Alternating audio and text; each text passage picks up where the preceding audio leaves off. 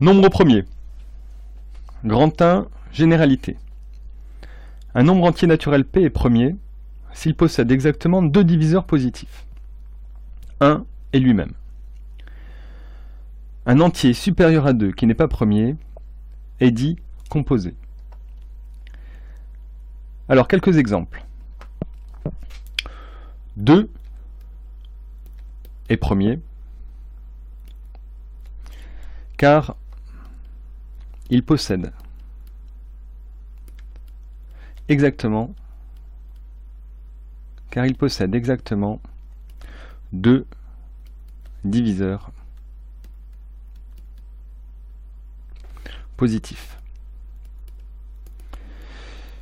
Alors 2, c'est le seul nombre premier pair. C'est le seul nombre premier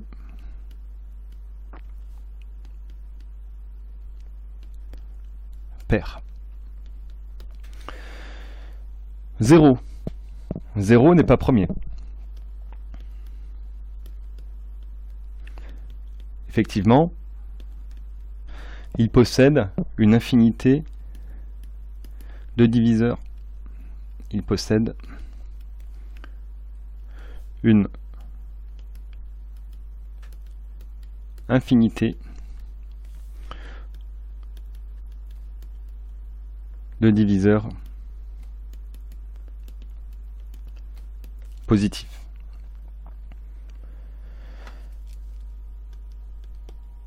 Un n'est pas premier non plus.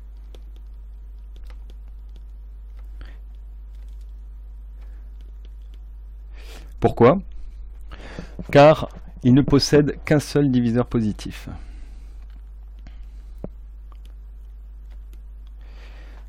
Un seul diviseur positif. Les nombres.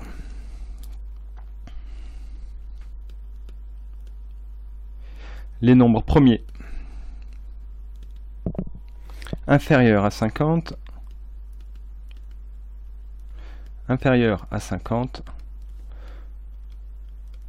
sont 2, 3, 5, 7, 11, 13, 17, 19, 23, 29, 31, 37, 41, 43 et 47.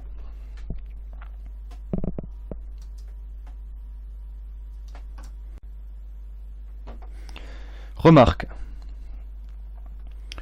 Alors, on a dit dans la définition qu'un entier supérieur à 2 qui n'est pas premier est dit composé. Un entier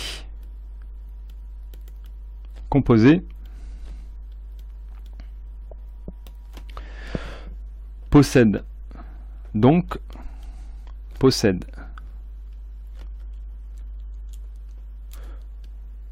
au moins 3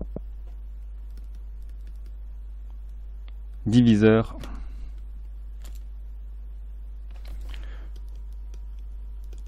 positifs. Sinon, il serait premier. Autre remarque, si P est un nombre premier,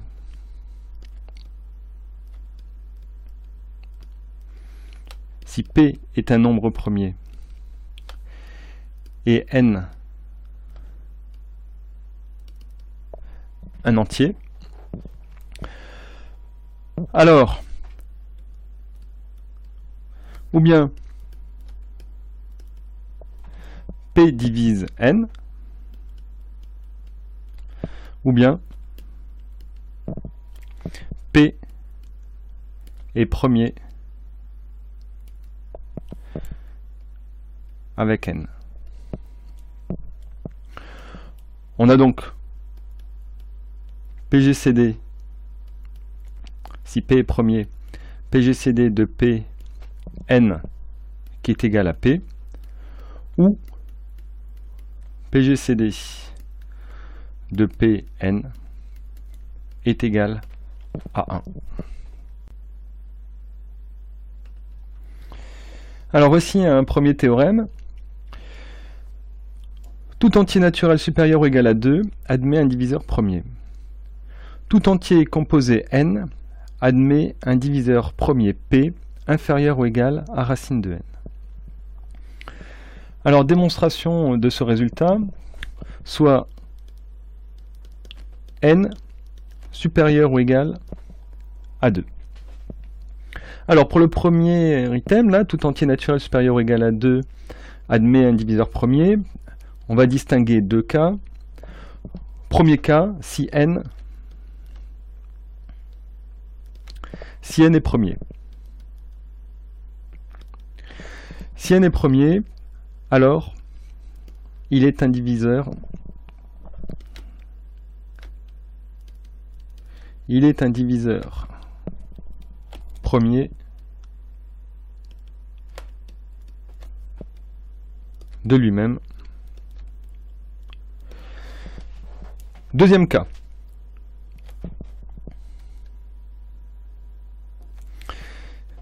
Si n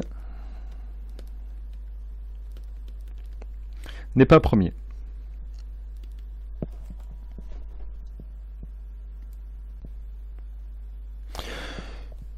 On va considérer le plus petit diviseur de n, soit P, le plus petit diviseur de n, tel que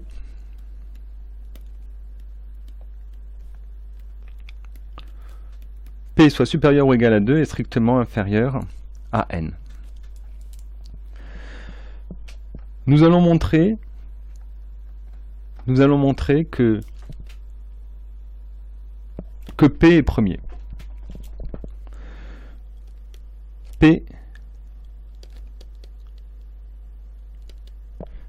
est premier. Alors, pourquoi? Car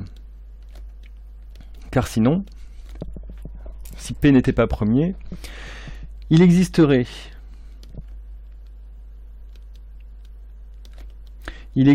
un entier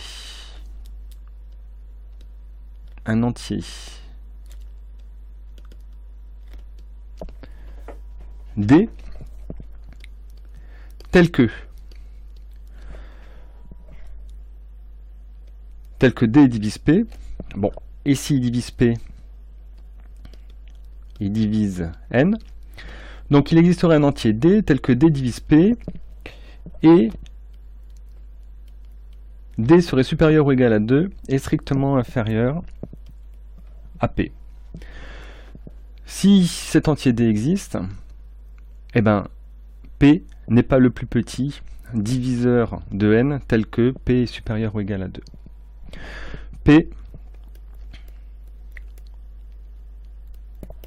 ne serait alors pas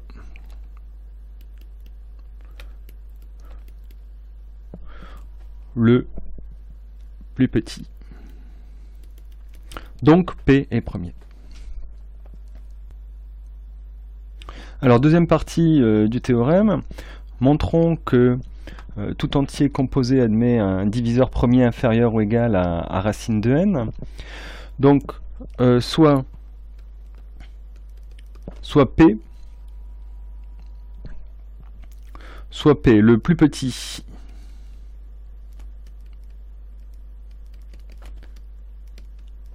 diviseur de n, tel que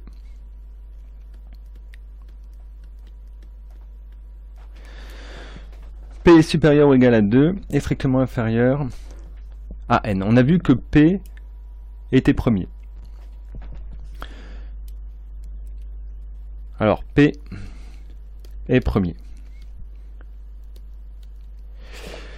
Comme P divise n, il existe un entier Q tel que P fois Q est égal à N, et Q est strictement compris entre 1 et N.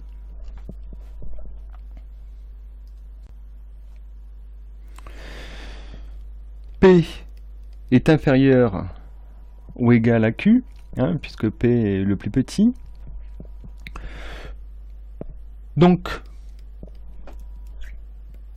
P au carré est inférieur ou égal à P fois Q, d'où, comme P fois Q est égal à N, d'où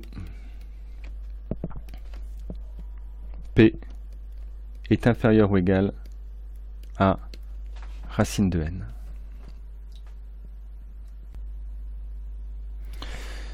Alors, propriété, un test de primalité. Soit n un entier supérieur à 2, si n n'est divisible par aucun des nombres premiers inférieurs ou égaux à racine de n, alors n est un nombre premier. La démonstration de ce résultat est une conséquence immédiate du théorème que l'on vient de démontrer. Ce qu'on a montré, c'est que alors, si je prends n supérieur ou égal à 2, on a montré que si n est un entier composé, alors il existe un diviseur premier p tel que p est inférieur ou égal à racine de n.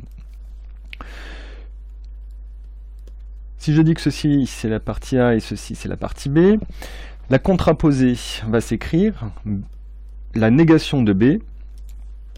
La négation de B implique la négation de A. Donc, s'il n'existe pas un diviseur premier P tel que P est inférieur ou égal à racine de n, alors n n'est pas composé. Comme n est supérieur ou égal à 2, si n n'est pas composé, alors n est premier.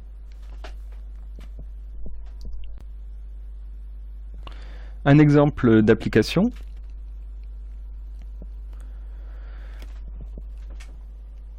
Si n est égal à 149, alors racine de n est à peu près égale à 12,2. Je teste ici pour savoir si n est divisible par tous les entiers premiers inférieurs ou égal à 12,2.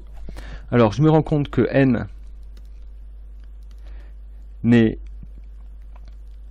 pas divisible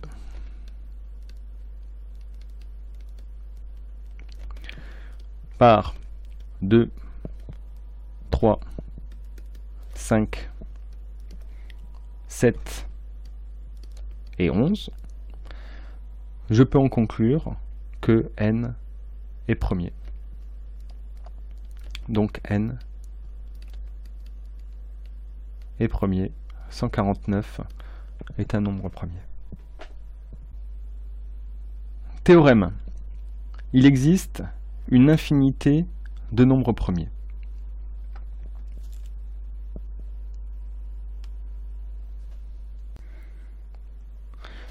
Alors nous allons démontrer ce résultat. Il faut savoir que la première démonstration qu'on connaît là, de ce théorème date de 300 avant notre ère et elle est due à Euclide. Soit P, l'ensemble des nombres premiers.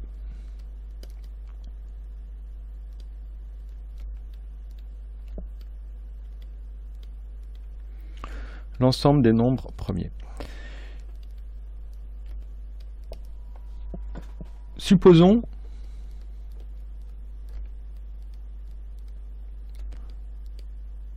que P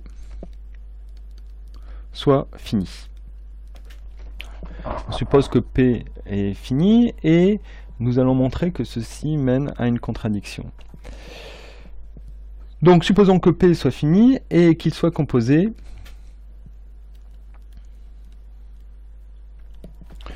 de n nombre premier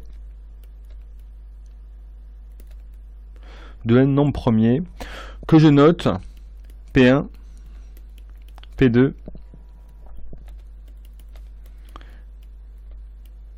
P indice n. On considère maintenant le nombre grand N est égal à P1 fois P2 fois donc produit de tous les nombres premiers plus 1.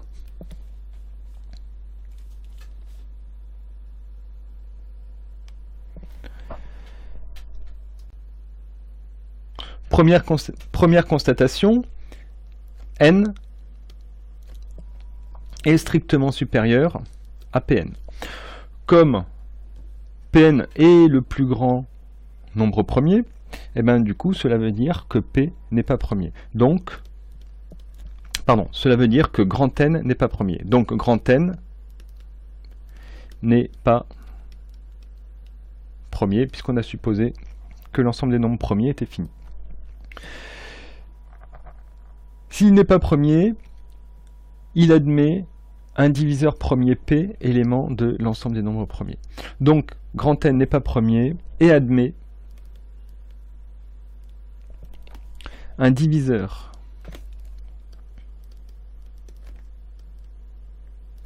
premier P qui appartient à l'ensemble des nombres premiers. Ce nombre premier P divise grand N donc, et il divise aussi le produit P1, P2 jusqu'à Pn. Donc, P divise grand N moins le produit P1, P2 jusqu'à Pn. Or, grand N moins P1, P2 est égal à 1. Cela veut dire que P divise donc P divise 1, ce qui est impossible. Ce qui est impossible. On en déduit donc que l'ensemble des nombres premiers n'est pas fini, donc il est infini. L'ensemble des nombres premiers est mystérieux à bien des égards. Un des mystères qui occupent les mathématiciens depuis toujours est celui de leur répartition. Il n'existe aujourd'hui aucune formule qui donne la succession des nombres premiers, et on ne sait pas si une telle formule existe. Alors, on décèle des régularités dans leur répartition. Par exemple, si on note les nombres entiers, je pars ici de 1, mais on pourrait partir d'un autre nombre entier, et on écrit tous les entiers en spirale, comme ceci. Une fois qu'on a fait ça, on ne garde que les nombres premiers. On obtient alors ceci, et si on continue cette procédure, on tombe sur ce qu'on appelle la spirale du lame.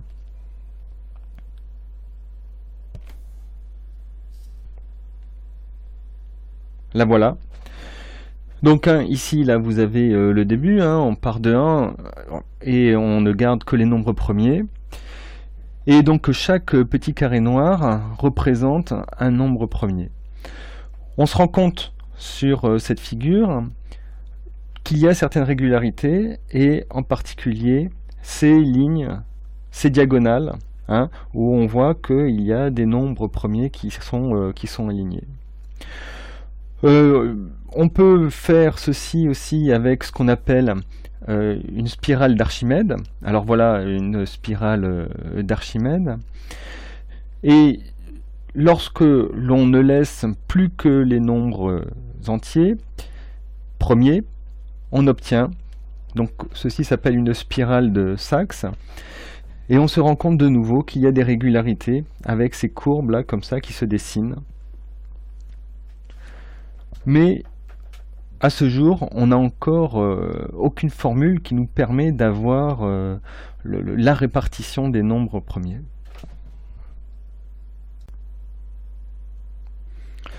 Grand 2, décomposition en facteurs premiers. Théorème. Tout entier naturel n supérieur ou égal à 2 se décompose en un produit de nombres premiers. Cette décomposition est unique à l'ordre des facteurs près. On écrira n est égal à p indice 1 puissance alpha indice 1, ainsi de suite, jusqu'à p indice k puissance alpha indice k, où n est supérieur ou égal à 2, p1, p2, pk sont des nombres premiers distincts, et alpha 1, alpha 2, alpha k sont des entiers naturels non nuls.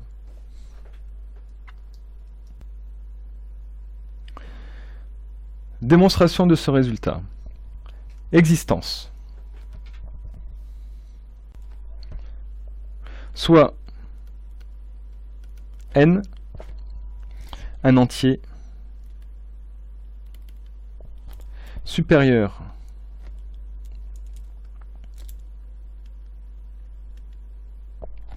ou égal à 2. Soit P indice n, la propriété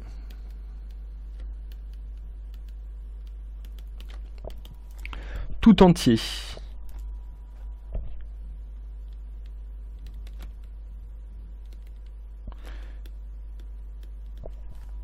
k compris entre 2 et n admet une décomposition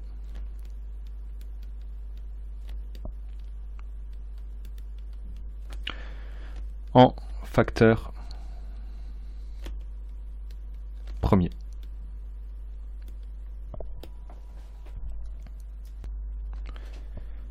Initialisation. P2 est vrai car 2 est premier.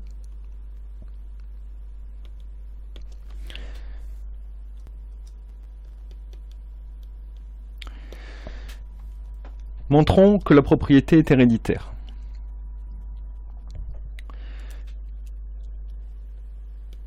N plus 1 admet un diviseur premier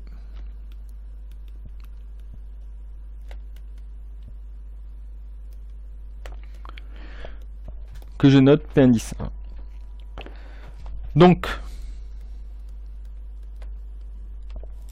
N plus 1 est égal à P indice 1 multiplié par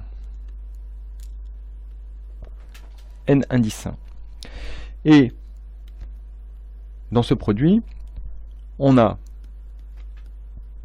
N indice 1 qui est inférieur ou égal à N. Effectivement, N plus 1 sur P indice 1 est égal à N indice 1. Et ce nombre est inférieur ou égal, ici, comme P1 est supérieur ou égal à 2, à N plus 1 sur 2, et N plus 1 sur 2 est inférieur ou égal à N.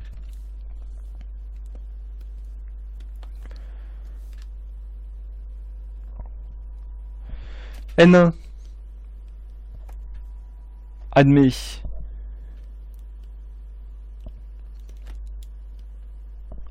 une décomposition en facteur premier, c'est l'hypothèse de récurrence.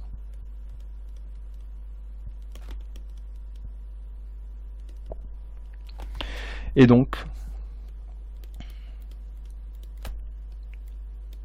N plus 1 aussi, puisqu'on obtient N plus 1 en multipliant N1 par un nombre premier. P2 est vrai, et P de n implique P de n plus 1, Donc, pour tout entier n supérieur ou égal à 2, P indice n est vrai.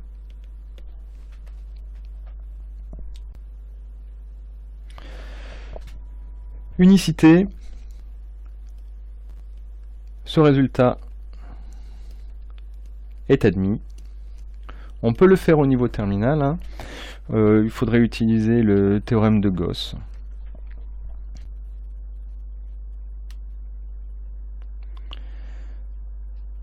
Théorème. Si l'entier naturel n supérieur ou égal à 2 admet pour décomposition en produit de facteurs premiers, n est égal à P1 puissance alpha 1, P2, ainsi de suite jusqu'à Pk puissance alpha k, les diviseurs positifs de n sont les entiers P1 puissance R1, P2 jusqu'à P2 puissance Rk jusqu'à multiplié par P indice k exposant R indice k, où R1, R2, Rk sont des entiers tels que R indice i est compris entre 0 et alpha i, pour i compris entre 1 et k. Alors, pour illustrer ceci, exemple. Exemple. 24 est égal à 2 puissance 3 fois 3.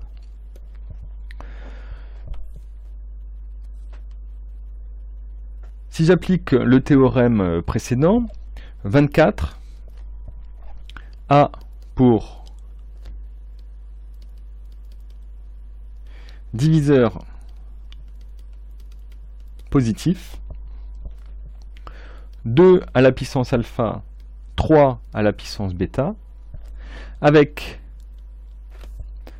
alpha qui va varier entre 0 et 3, et bêta qui va varier entre 0 et 1. On peut visualiser les diviseurs de 24 en faisant un arbre. Alors par exemple, ici, je vais mettre 4 branches, 3, 4. Ici, j'ai 2 puissance 0, 2 puissance 1, 2 puissance 2, 2 puissance 3. Ensuite, 2 autres branches à chaque fois.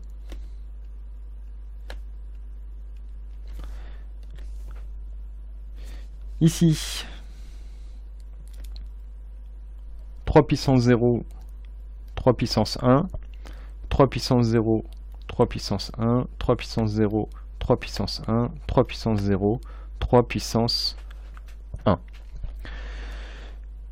En faisant le produit, on obtient les diviseurs de 24. Alors par exemple, si je suis ce chemin, ici je vais avoir comme diviseur 1, ici 3, ici 2, 6, 4,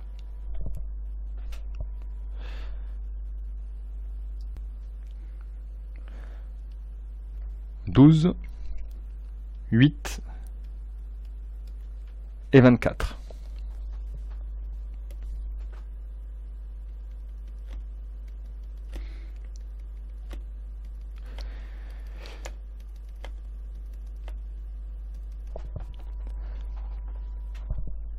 On va écrire en commentaire ici, on peut lister les diviseurs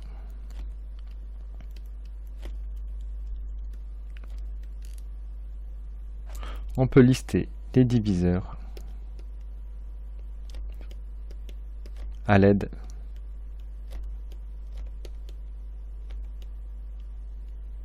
d'un arbre. On a le nombre de diviseurs ici va être obtenu, ici 4, multiplié par 2 est égal à 8. Propriété. Si un entier n supérieur ou égal à 2, admet la décomposition en produit de facteurs premiers, n est égal à p indice 1 alpha puissance alpha indice 1 jusqu'à p indice k puissance alpha indice k, alors n admet alpha 1 plus 1, alpha 2 plus 1, ainsi de suite, car multiplié par alpha k plus 1, diviseur positif, hein, on a donné un exemple hein, juste avant avec 24. Propriété. Soit A et B, deux entiers supérieurs ou égaux à 2. S'ils n'ont pas de facteur premier commun, PGCD de A et B est égal à 1. Sinon, le PGCD de A et B est égal au produit des facteurs premiers communs aux deux nombres, chacun étant affecté du plus petit exposant avec lequel il figure dans leurs deux décompositions.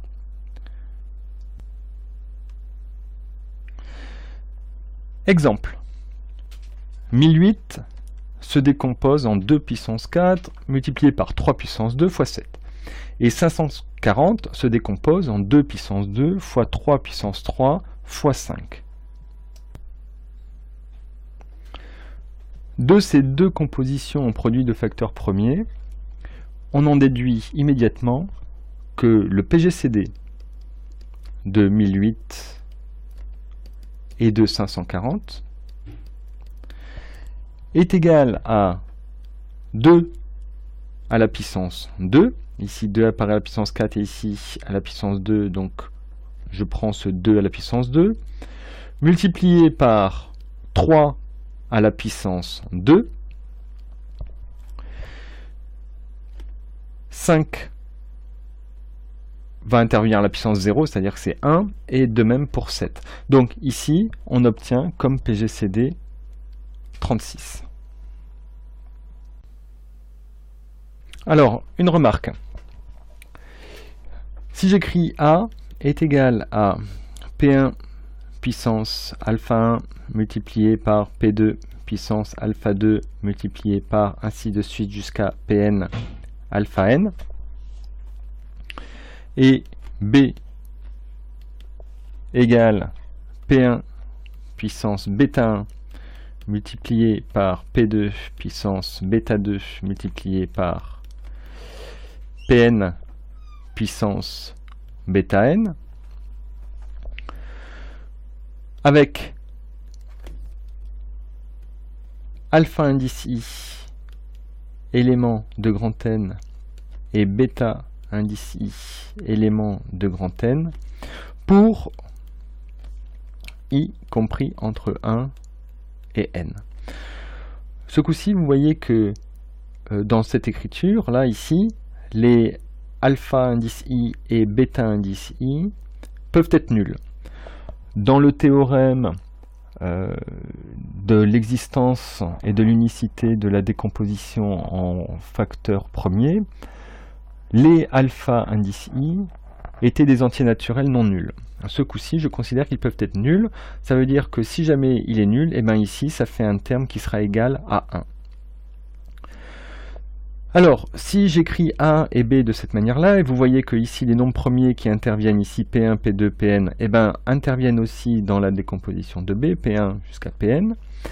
Si j'écris A et B de cette manière-là, alors je peux écrire que PGCD de A et B va être égal au produit P1 puissance gamma 1 multiplié par P2 puissance gamma 2 multiplié par jusqu'à P indice n puissance gamma n, avec ici les entiers, ici les exposants, donc gamma indice i, qui vont être égales au min de alpha i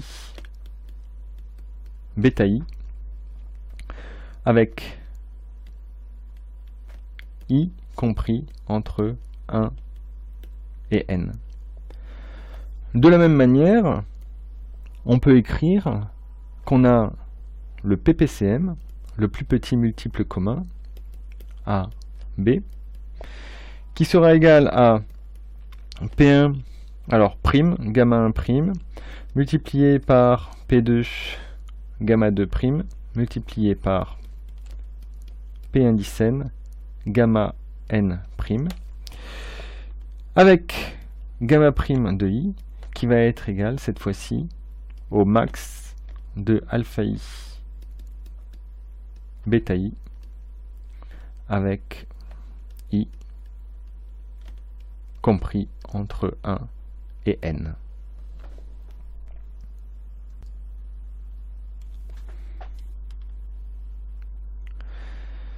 Savoir-faire numéro 1.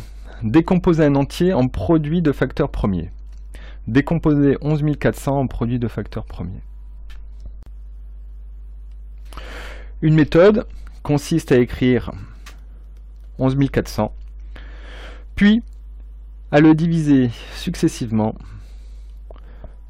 par les entiers premiers. Alors je commence par 2. 11400 divisé par 2, 7500. Je peux encore diviser par 2, alors je continue. 2850. Je peux encore diviser par 2, cela me donne 1425. Par 2, ce n'est plus possible. J'essaye par 3. Par 3, c'est possible. On obtient 475. J'essaye par 3, cela ne marche plus, donc je passe au suivant qui est 5. On obtient ici 95. C'est encore divisible par 5. J'obtiens 19. Bon, par 7, par 11, cela ne fonctionne plus. Il n'y a 19 est un nombre premier, donc je divise par 19. Ici, j'obtiens 1 et je m'arrête là.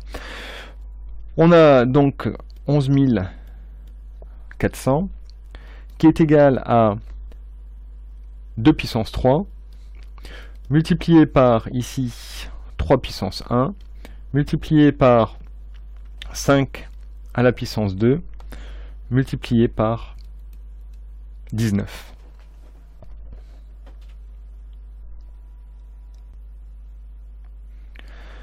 On a donc la décomposition en produit de facteurs premiers de 11 400. Alors bien entendu, les logiciels de calcul formel peuvent nous aider.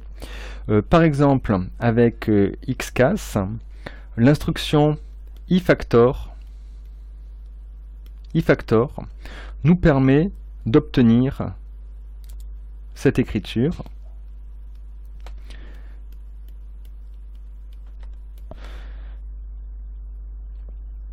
Alors voilà XCAS.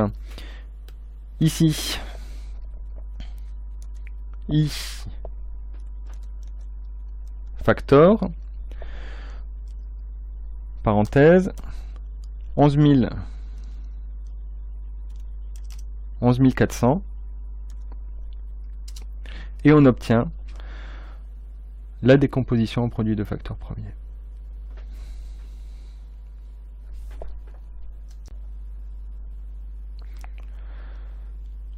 Savoir-faire numéro 2, calcul du PGCD du PPCM.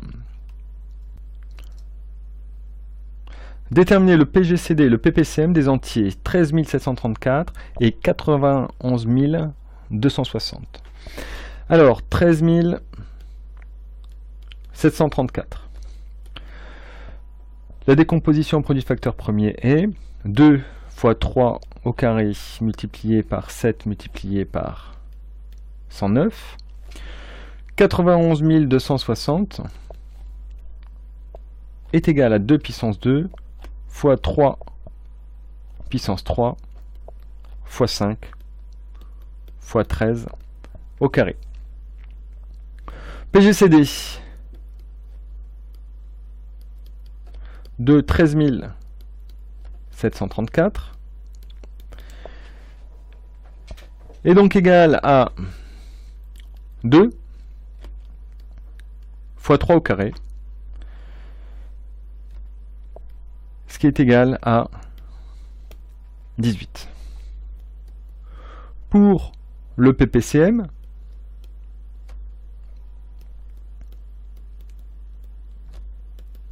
de 13 734 et de 91 260,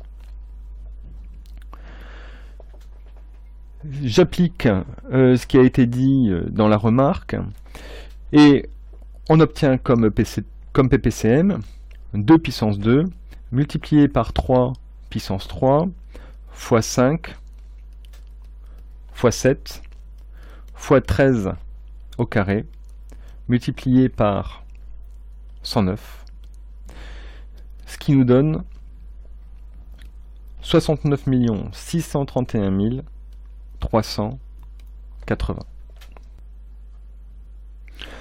Pour donner quelques explications supplémentaires, plus petit multiple commun. Donc ici pour 13 734, 13 734 s'écrit 2 fois 3 au carré fois 7 fois 109. Les multiples ici de 13 734 sont obtenus en multipliant par un entier que je note ici K1. 91 260 s'écrit 2 au carré fois 3 au cube fois 5 fois 13 au carré. Et les multiples de 91 260 sont obtenus en multipliant par un entier que je note ici K2. Nous, on cherche à obtenir le PPCM, c'est-à-dire le plus petit multiple commun.